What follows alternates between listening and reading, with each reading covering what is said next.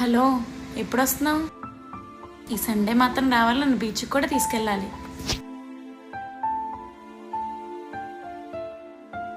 Madam.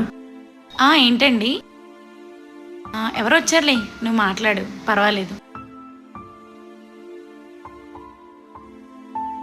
ఏమండి, ఇక్కడ హాస్టల్లో వరలక్ష్మి అనే పాప ఉంది కదా, వాళ్ళ అమ్మగారికి ఒంట్లో బాగాలేదండి. నేను వాళ్ళ బంధువుని అవుతాను, వెళ్ళి పాపను తీసుకురంటే వచ్చాను. ఒక నిమిషం లైన్లో ఉండు. లోపల ఉంటుంది, తీసుకెళ్ళండి. హలో, ఆయన ఎవరో వచ్చారులే, ఫోన్ పెట్టేయొద్దు.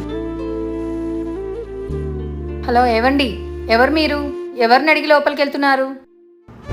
అదేంటి మేడం, ఆ గేట్ దగ్గర అమ్మాయిని అడిగాను కదా. హాస్టల్లో మా వాళ్ళ అమ్మాయి వరలక్ష్మి 8th క్లాస్ చదువుతుంది. వాళ్ళ అమ్మకు ఒంట్లో బాగాలేదంటే వచ్చాను. నేను వాళ్ళ బంధువునండి. ఏ అమ్మాయిని అడిగారు? ఏ మౌనిక, ఇలారా. నిన్నే, ఒకసారి రా. మా మేడం పిలుస్తున్నారు, నేను తర్వాత ఫోన్ చేస్తా.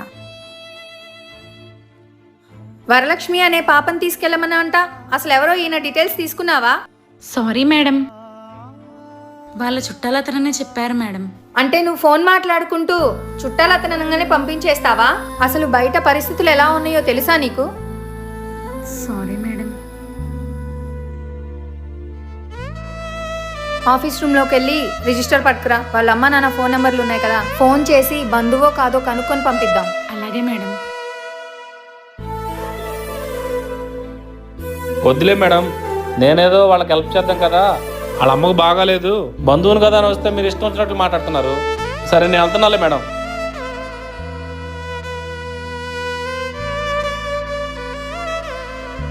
హలో, రత్నకుమారి గారా అండి? అవునండి. మీకు బాగోలేదని పాపను తీసుకురమ్మని బంధువులను ఎవరినైనా పంపించారా అండి? లేదండి, నేను మా ఆయన పొలంలో కలుపు తీయడానికి వచ్చాం. ఏంటి మేడం, ఏమైనా సమస్య? ఏం లేదులేండి. చూసావా మౌనిక, మనం చేసే చిన్న నిర్లక్ష్యం వల్ల నిండు ప్రాణం బలయ్యేది. సారీ మేడం, ఇంకోసారి ఇలాంటివి జరగకుండా జాగ్రత్త